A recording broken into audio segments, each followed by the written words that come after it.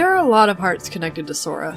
In fact, practically everyone Sora meets and has even the smallest benevolent relationship with after one conversation gets added to his constantly growing arsenal of friends. This is one of the reasons why Sora is such a powerful character despite his age and the fact that he was the Keyblade's runner-up for wielding it. But rather than going through the endless list of names, I'm going to narrow it down to the individuals whose fates are directly intertwined with Sora, and detail their connection and their significance. Granted, it's still quite a handful of people, but this way I can skip over all the Disney and Final Fantasy characters. First, we're going to start with Ventus, who established the first significant connection with Sora. Back about 14 years before the first Kingdom Hearts, Xehanort separated Ven into two independent halves, one of pure light and one of pure darkness. This separation vitally damaged Ven's heart and he fell into a coma. Well, the first of two comas. As Xehanort was leaving him to die on Destiny Island, the remaining piece of Ven's heart comes in contact with the brand new heart of the newly born Sora. And because Sora's is the nicest, most trusting person in the entire universe before he has any values, morals, or can say anything more than goo goo gaga and shits in his diapers, Sora's heart fills in the missing half of Ven's heart, keeping him alive and a little brain dead for a while. Jump forward about 4 years and Ven takes on Ventus, the missing dark half of his heart, and bests him in combat.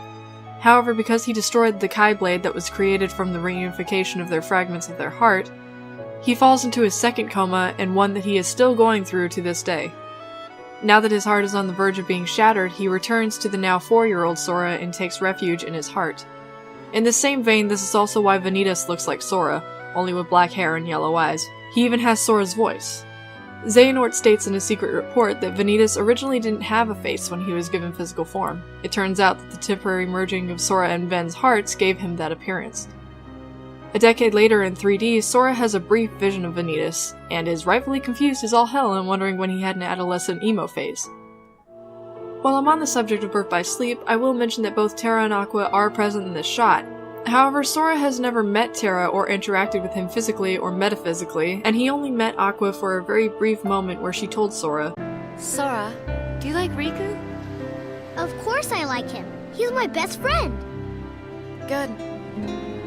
So then if something happens and Riku is about to get lost, or say he starts wandering down a dark path alone, you make sure to stay with him and keep him safe.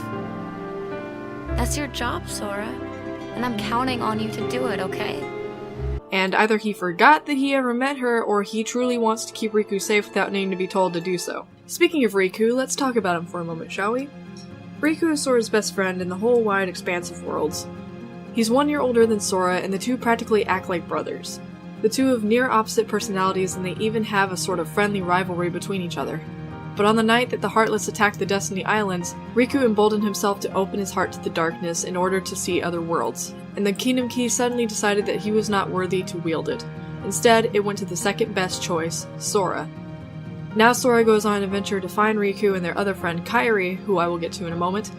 Sora and Riku bump into each other periodically, but Maleficent has been whispering sweet nothings to Riku about how Sora has replaced him with two new friends, sparking the fires of jealousy within him. Riku appears throughout the game, creating problems for Sora and misguidedly walking further down the path of darkness until they meet again in Hollow Bastion.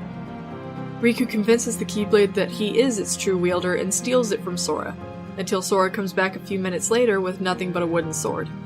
He gives a touching monologue about how he may not deserve the strength provided to him by the Keyblade, but his real strength lies in how he values and trusts in his friends, leading to perhaps one of Sora's most famous lines.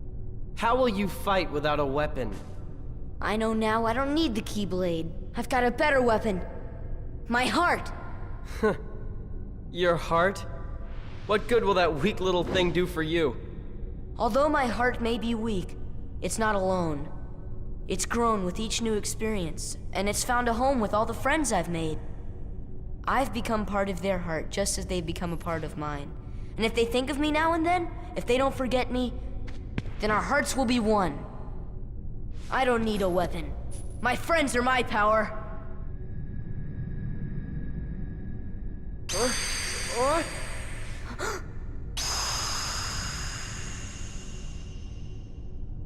However, Riku has already gone too far down the path of darkness, and he meets with a disembodied robed figure, who we later learn to be Ansem as a floating heart. He takes possession of Riku, much like how Xehanort took possession of Terra before him. Sora goes to face down Ansem Riku but never once gives up on his friend, and sure enough, Riku fights back to protect his friends. At the climax of Kingdom Hearts, Riku helps Sora close Kingdom Hearts, but the two are separated once again. For the next 3 games, Riku struggles with his darkness, but eventually learns how to use it in tandem with light in order to protect Sora. It's not until the 3rd game after they separated in Kingdom Hearts 2 when Sora finally finds Riku again, and it's enough for him to fall to his knees and break down in tears. And finally, Riku spends the entire game of 3D, whether he knows it or not, trying to save Sora from Xehanort's clutches. Now before I forget, let's move on to Kyrie, because it's literally become a joke that it's really easy to forget about Kyrie in these games. Even Sora forgets her, like, geez. Anyway, Kyrie lived in Radiant Garden as a little girl back before it was known as Hollow Bastion. Kyrie had a brief run-in with Aqua where she gained the power to wield the Keyblade by touching Aqua's. Yes, apparently it's that easy to have the Keyblade pick you. Maybe Captain Jack Sparrow will have a Keyblade in Kingdom Hearts 3 after all. And Aqua also casts a magic spell on Kyrie so that when she's in danger, she will be led to the heart of someone to protect her. Yes, this actually comes into play. Fast forward 10 years, Kyrie is now living on the Destiny Islands with Sora and Riku after Maleficent brought the Heartless to Radiant Garden. Kyrie is the subject of a love triangle between the two, and like most Disney movies, they fight over her with swords and wager a love potion in the shape of fruit for her hand in marriage. But when the Heartless attack, Kyrie is swept away by the darkness and seemingly lost. But while Sora is on his journey, he sees and hears Kyrie in various locations. Later, Sora finds Kyrie's still body in Riku's possession, since she apparently lost her heart. Though Sora and Riku both want to save her, Riku is being a bit too aggressively possessive. Eventually, Sora finds Kyrie in Hollow Bastion and finally comes to understand that Kyrie's heart has been taken shelter inside Sora's thanks to Aqua's spell. Sora releases her heart by committing suicide with a Keyblade that can unlock people's hearts, and Kyrie is restored. Sora is turned into a Heartless, but not for long because Kyrie has the power of light and love. Then she's promptly dumped at Traverse Town, and we don't see her again until the very end of the game. Sora and Kyrie must say goodbye so that Sora can track down Riku, and he promptly forgets about her in Chain of Memories thanks to Naminé's meddling.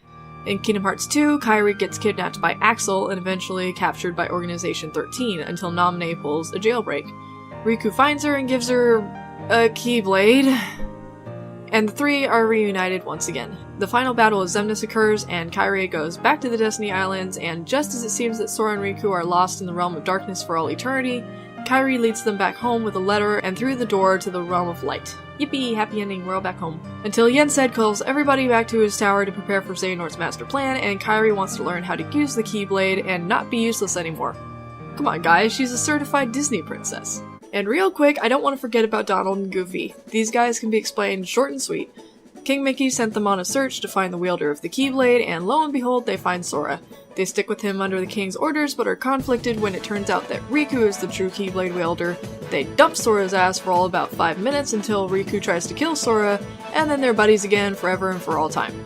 Literally, nothing significant in the relationship happens after this, they're just your party members. Next we have Roxas, who is Sora's nobody created when Sora released his and Kyrie's heart to save her. Roxas is quickly brought into Organization 13 by Xemnas after his conception and given his new name. He acts as the organization's number 13, and Xemnas takes advantage of his ability to wield the Keyblade to create Kingdom Hearts from the freed hearts of the Heartless. Roxas spends the majority of his time not being a pawn of Xemnas' plan, sitting on a clock tower with Axel and Shion, eating sea salt ice cream and contemplating the meaning of life and existence. Eventually, Roxas gets fed up of doing Xemnas' dirty work and realizing that he is only half of a person, runs off to face his destiny and stop his evil plan. Except that he gets intercepted by Riku, knocked out, and stuffed into a digital simulation of Twilight Town. Eventually, Roxas rejoins Sora that he can wake up after the events of Chain of Memories, and even though Roxas merges with Sora, there are still instances where his emotions are projected onto Sora, like when he unintentionally starts crying when saying goodbye to the Twilight Town trio that Roxas came to be good friends with. Now, you might notice that Roxas looks identical to Ventus. This is for nearly the exact same reason why Ventus looks like Sora. Ven's heart is inside Sora, so when his body and soul split off from his heart, it took the appearance of Ventus. But make no mistake, Ventus and Roxas are two completely different people. Next, we have Shion, who is basically emo Kyrie. Shion is a special type of nobody called a replica. She is a replica of Sora created by Vexen, but she took on the appearance of Kyrie because when she was created, she started to absorb the missing memories Naminé took out of Sora. And who did Naminé completely remove from his memory? Kyrie. Since her and Roxas are basically pieces of Sora, she can also flat out absorb Roxas' abilities and ultimately Roxas himself. This is how she can wield the Keyblade. Eventually, she too understands that for the sake of the world, she must sacrifice herself so that the trapped memories inside her can return to Sora. And last but not least, we have Axel, or Lee. Axel is Lee's nobody, but they're almost identical as individuals. So I'm going to be changing how I address this guy depending on who I'm talking about specifically. Back in Birth by Sleep, Ventus meets a young Lee, who basically becomes best friends with him in the matter of one ass-kicking. Lee says that the more friends he makes, the more people will remember him, and therefore he'll become immortalized in memory. Lee eventually gets his heart ripped out by Xehanort and becomes Axel, his nobody. Axel makes good friends with Roxas, Sora's nobody, who also suspiciously looks and sounds exactly like Ventus. However, much like Ventus, Roxas returns to Sora's heart, and Axel sets out to help Sora simply out of obligation to Roxas. When Axel is turned back into Lee, he immediately goes back to getting Sora out of Xehanort's clutches and learns how to wield the Keyblade to help out the good guys. Basically, Lee isn't really there for Sora, he's just there because Sora has both of his best friends and 2 lives held hostage in his heart. If things go well in Kingdom Hearts 3, we'll get to see a nice scene where Lee, Ven, and Roxas all get together, and then Roxas can realize that Axel only really liked him because he was a copy of Ven. Yeah, that's gonna get awkward. So guys, that was my long-winded explanation of all the significant hearts tied with Sora. You see how making videos about this series can tire you out quickly? Anyway, leave a like if you guys enjoyed this video, and leave a comment telling me what you think. I'd really appreciate it if you told me what topics you'd like me to tackle in the future, and you can subscribe in anticipation of those videos.